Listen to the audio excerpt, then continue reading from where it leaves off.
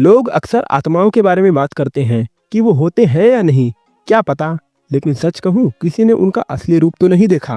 अब सोचो, अगर तुम्हें अचानक से उनकी दुनिया में डाल दिया जाए तो तुम क्या करोगे। तो बस भाई, यही होने वाला है आज की इस कहानी में। मूवी का नाम है स्पिरिटेड अवे। कहानी शुरू होती है एक छोटी सी फैमिली के साथ, माँ बाप और उनकी छोटी बेटी चिहिरो। ये लोग अपनी कार में नई सिटी की तरफ शिफ्ट हो रहे होते हैं। अब चिहिरो थोड़ी दुखी सी होती है। उसे अपना पुराना घर छोड़ना पड़ा और उसे ये बिल्कुल पसंद नहीं है। हाथ में एक बकेट पकड़ा होता है जिसमें काला लगा होता है, फेयरवेल चिहिरो। थोड़ी देर बाद उसके पापा कार एक अजीब से रास्ते पर ले जाते हैं, एक शॉर्टकट समझ के। उन्हें अपने कार के 4 व्हील ड्राइव पे पूरा भरोसा होता है। आगे जाके एक टनल आता है। चिहिरो का मन नहीं करता आगे जाने का। वो बोलती है कि मुझे काफी अजीब लग रहा है, चलो वापस चलते हैं। लेकिन उसके माँ बाप को तो एडवेंचर मोड ऑन हो चुका था। कहते हैं थोड़ा देखते हैं आगे क्या है। चिहिरो भी मजबूरी में माँ का हाथ पकड़ के उनके पीछे चल पड़ती है। टनल के पार पहुंचते ही उसके पापा बोलते हैं, लगता है कोई पुराना अम्यूजमेंट पार्क है। आगे जाके उन्हें एक बड़ा सा बाजार मिलता है जहाँ से खुशबूदार खाना आ रहा होता है। भाई, एकदम स्वाद भरी खुशबू, जैसे तंदूरी प्लेटर सामने हो। माँ बाप खुद से ही खाने पे टूट पड़ते हैं। बोलते हैं बाद में पैसा दे देंगे जब कोई मिल जाए। चिहिरो को अभी भी अजीब वाइब्स आ रही होती है, तो वो खाना नहीं खाती और अकेली थोड़ा आगे देखने निकल पड़ती है। आगे एक बड़ा सा बाथ हाउस दिखता है जिसमें से काले धुएं निकल रहे होते हैं। उसके पास ही एक ब्रिज के ऊपर वो खड़ी होती है। तभी एक ट्रेन वहां से निकलती है। उस वक्त एक लड़का आता है, थोड़ा सा मिस्टीरियस टाइप, और तुरंत चिहिरो का हाथ पकड़ के कहता है, भागो यहाँ से, रात होने वाली है और यहाँ रहना खतरनाक है। अब चिहिरो भागती है सीधा वापस उन जगह जहाँ उसके माँ बाप खाना खा रहे होते हैं। लेकिन भाई, वहाँ उसके 2 बड़े बड़े सुअर बैठे मिलते हैं। उसके माँ बाप सुअर बन चुके होते हैं। वो घबरा जाती है, चिल्लाने लगती है, मम्मा पापा, और बस भागती जाती है। धीरे धीरे अंधेरा छा जाता है और अजीब सी परछाई वाली प्राणियां उसके आसपास दिखाई देने लगते हैं। भागते भागते वो एक नदी के किनारे पहुंच जाती है जहां पे पहले एक खेती का मैदान था। अब वहां कुछ और ही हो रहा होता है। चिहिरो पूरी तरह से हैरान होती है और अपने आप को थोड़ा मारकर सोचती है, ये सब सपना होगा, मैं बस अभी उठ जाऊंगी। वो अपने आप को संभालती है और बस ये बार बार कह रही होती है, ये सब सपना है, ये सब सपना है। लेकिन तभी उसकी आंखों के सामने एक अजीब चीज होती है। उसका बदन धीरे धीरे ट्रांसपेरेंट हो जाता है। जब वो अपने हाथ देखती है तो उसे अपने हाथ के अंदर से सब कुछ दिखाई देने लगता है। चिहिरो बिल्कुल डर के मारे घबरा जाती है और वैसे ही कल हो जाती है, जैसा अपने आप को संभालने की कोशिश कर रही हो। तभी वही लड़का जो पहले मिल चुका था वहां आता है। वो उससे पकड़ता है और एक टैबलेट उसके हाथ में दे देता है। चिहिरो थोड़ा हेजिटेंट होती है, पर लड़का कहता है, अगर तू ये नहीं खाएगी तो तू बस गायब हो जाएगी और तू बिल्कुल ना होगी। चिहिरो अपने आप को देखकर ऑलमोस्ट ट्रांसपेरेंट हो ही गई थी, लेकिन जब उसने वो टैबलेट खाई तो धीरे धीरे वो नॉर्मल हो गई। फिर दोनों भाग के छुप जाते हैं। शैडोवी क्रीचर्स, यानी वो सब आत्माएं उनके आसपास घूम रही होती हैं। लड़का उस पर एक जादू डालता है ताकि वो स्पिरिट लोग चिहिरो को देख ना पाए, और एक जरूरी बात भी कहता है, जब तक हम इस ब्रिज के पार ना निकल जाएं, अपनी सांस रोक के रखना, नहीं तो ये जादू टूट जाएगा। तभी एक फॉग आता है और लड़के को बुलाता है, मास्टर हाकू। ये सुन के चिहिरो थोड़ा डर जाती है और गलती से अपना सांस छोड़ देती है, जिसे सुन के वो स्पिरिट्स तुरंत रिएक्ट करते हैं और कह देते हैं, ह्यूमन। फ्रॉग ने देखा और तुरंत कह दिया, ये ह्यूमन हैं, ये लोग इंसान हैं। लड़का फ्रॉग पर फिर से एक स्पेल डाल के चिहिरो को लेकर भाग पड़ता है और स्पिरिट लोग उसकी तलाश करते रहते हैं। लड़के का नाम हाकू होता है और वो चिहिरो को बताता है कि वो उसके साथ है। हाकू उससे कहता है कि उसे जल्दी से कामाची के पास जाना होगा जहां वो काम ढूंढ सके। अगर कामाची उसे काम नहीं देता तो उसे उबाबा, एक चुड़ैल जो ये जगह चलाती है, उसे जानवर में बदल देगा। हाकू चिहिरो को अपने हाथ से उसका रास्ता दिखाता है और बताता है कि उसका नाम हाकू है और वो चुपके से चिहिरो की मदद करेगा। चिहिरो उससे ये पूछती है, आपको मेरा नाम कैसे पता? हाकू जवाब देता है, मैं तुझे बचपन से जानता हूँ, और फिर उसे जल्दी चलने के लिए कहता है। चिहिरो फिर एक लंबी वुडन बिना रेलिंग वाली सीढ़ियां देकर नीचे उतर रही होती है। हर कदम पर डर लगता है और फिर एक कदम तोड़ भी देती है, लेकिन वो गिरी नहीं। धीरे धीरे वो एक बॉयलर रूम तक पहुंचती है। ये जगह काफी छोटी और पुरानी लगती है, जहाँ छोटे छोटे क्रीचर्स जो एक तरह के कूल कैरी करते हैं आग में डाल रहे होते हैं। यहाँ पर कामाची मिलता है जो एक स्पिरिट है और उसके 6 हाथ होते हैं। कामाची एक ऐसे हवेली में काम कर रहा होता है जहाँ वो अलग अलग झाड़ियों को कुछ क्रश कर रहा होता है। चिहिरो कामाची से काम के लिए मांगती है, लेकिन वो कहता है यहाँ तेरा काम नहीं है, तू अब जा। लेकिन चिहिरो वहाँ रुक जाती है और खड़ी रहती है। तभी एक छोटा सा क्रिएचर जो कोल उठा के लाने का काम कर रहा होता है वो दबके गिर जाता है। चिहिरो तुरंत उसके हाथ कोल को आग में डाल देती है। चिहिरो तुरंत उसे उठा के कोल के आग में डाल देती है। अब देखो जो और क्रिएचर्स होते हैं वो भी उसकी तरह एक्टिंग करते हैं जैसे कि वो भी दब रहे हैं। कामाची इन सबको देखता है और समझ जाता है कि चिहिरो ने उनकी मदद की, तो वो अब चिहिरो को काम देने के लिए रेडी हो जाता है। बस फिर एक और लेडी आती है जिसका नाम लाइन होता है।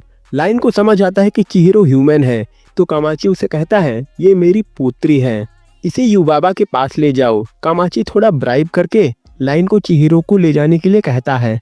रास्ते में लाइन चिहिरो को एक ऐसी जगह ले जाती है जो एक बाथ हाउस होती है जहाँ सभी स्पिरिट्स रिलैक्स कर रहे होते हैं। लेन चिहिरो को छुपाने की कोशिश करती है और उसे एक एलिवेटर में डाल देती है जहाँ वो फ्रॉग मिलता है जो पहले लड़का बुलाता है।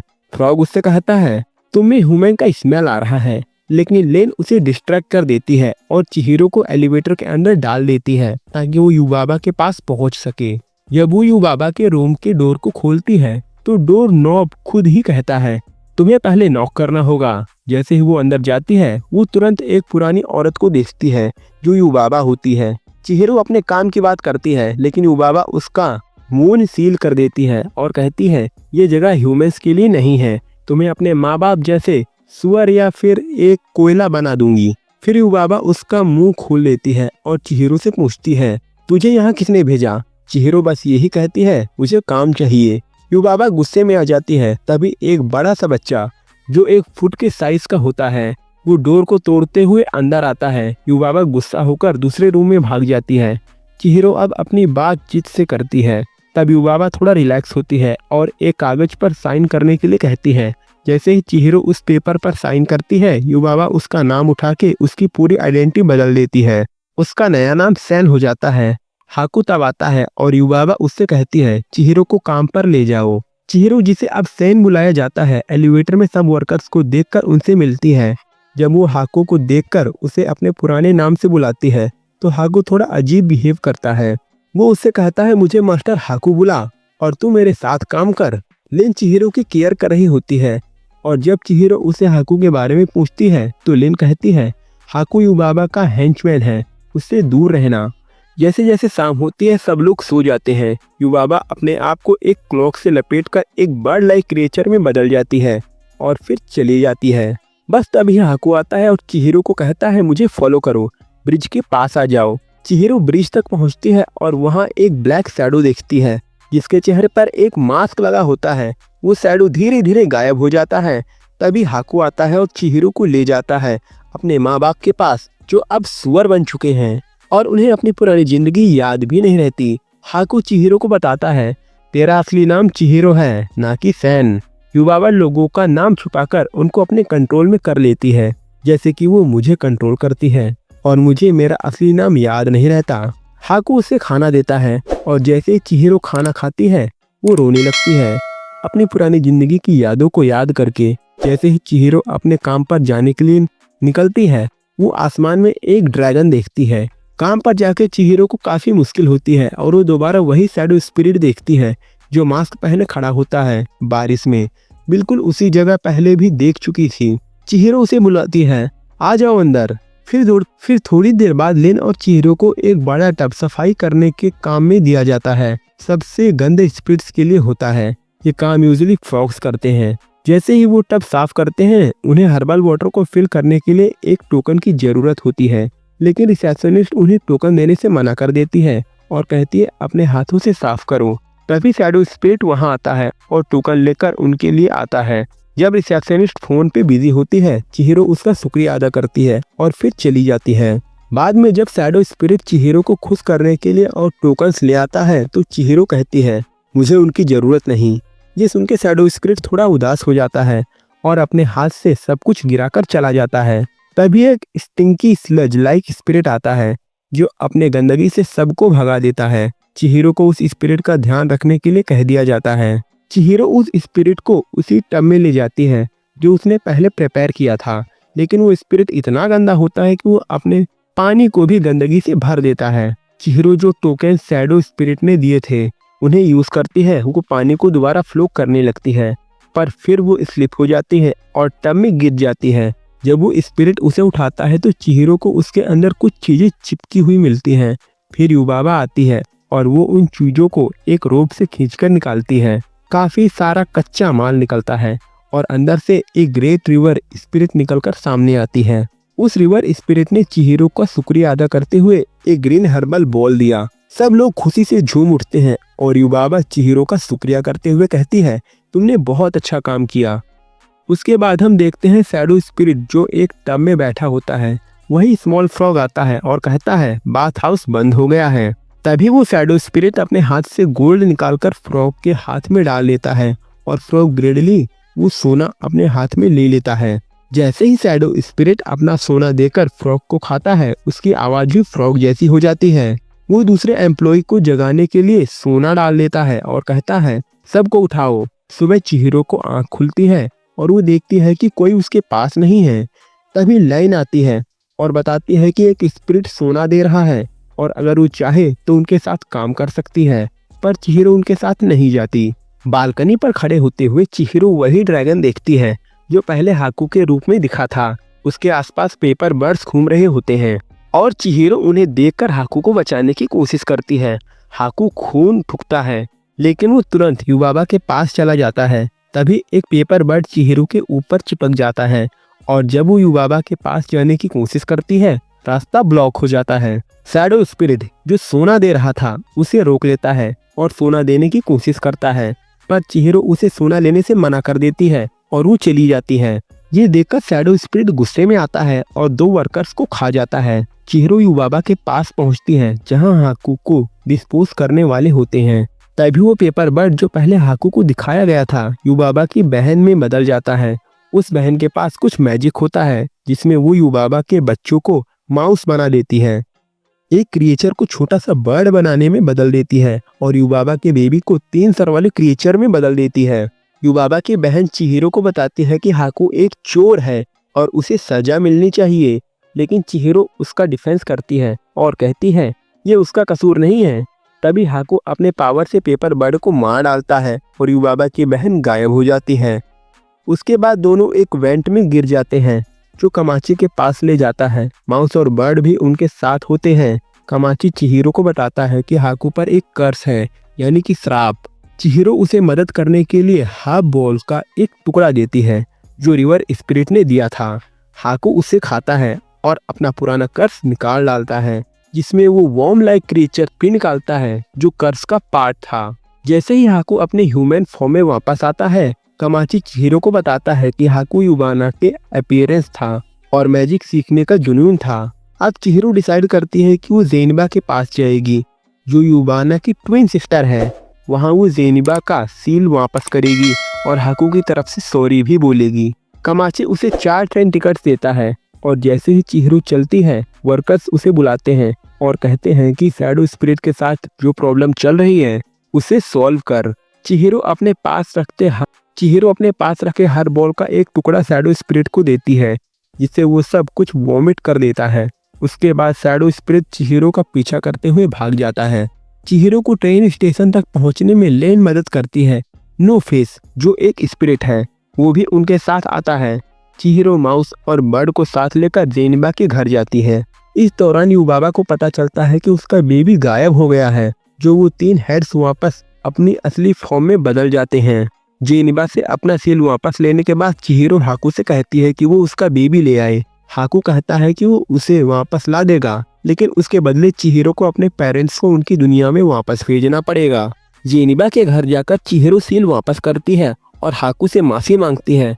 फिर वो पूछती है क्या वो अपने पेरेंट्स को अपनी दुनिया में वापस भेज सकती है। जेनिबा जवाब देती है कि वो ये सब अकेले करेगी। तभी डोरबेल की आवाज सुनाई देती है और हाकू अपने ड्रैगन फॉर्म में वहां खड़ा होता है।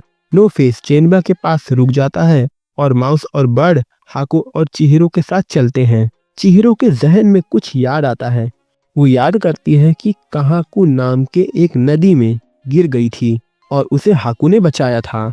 जैसे ही हाकू को ये याद आता है वो अपने ह्यूमन फॉर्म में वापस आता है और अपना असली नाम याद करता है। हाकू चिहिरो का शुक्रिया कहता है क्योंकि उसने उसका असली नाम याद दिलाया। अब दोनों युबाबा के पास लौट रहे होते हैं और हाकू युबाबा के बेबी को उसके असली फॉर्म में बदलकर वापस कर देता है। हाकू फिर युबाबा से कहता है कि वो चिहिरो और उसके पेरेंट्स को उनकी दुनिया में वापस भेजे, लेकिन युबाबा मना कर देता है। तभी बेबी युबाबा को कहता है कि अगर वो चिहिरो को रुला देगी तो उसे बिल्कुल अच्छा नहीं लगेगा और युबाबा मान जाता है। फिर युबाबा चिहिरो के सामने एक सवाल रखती है। उसके सामने कई सारे पिग्स होते हैं और पूछती है तुम्हारे पेरेंट्स कौन हैं? चिहिरो कुछ वक्त तक सोचती है और फिर कह देती है कोई नहीं।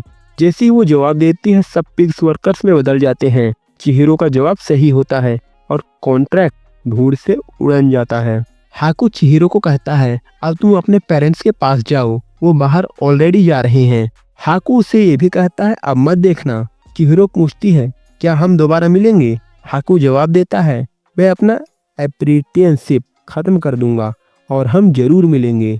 जैसे ही चिहिरो अपने पेरेंट्स के पास जाती है, रिवर जो हाकू की रूह थी गायब हो जाता है। चिहिरो अपने पेरेंट्स से मिलती है लेकिन वो बिल्कुल भी याद नहीं करते कि उनके साथ क्या कुछ हो गया था।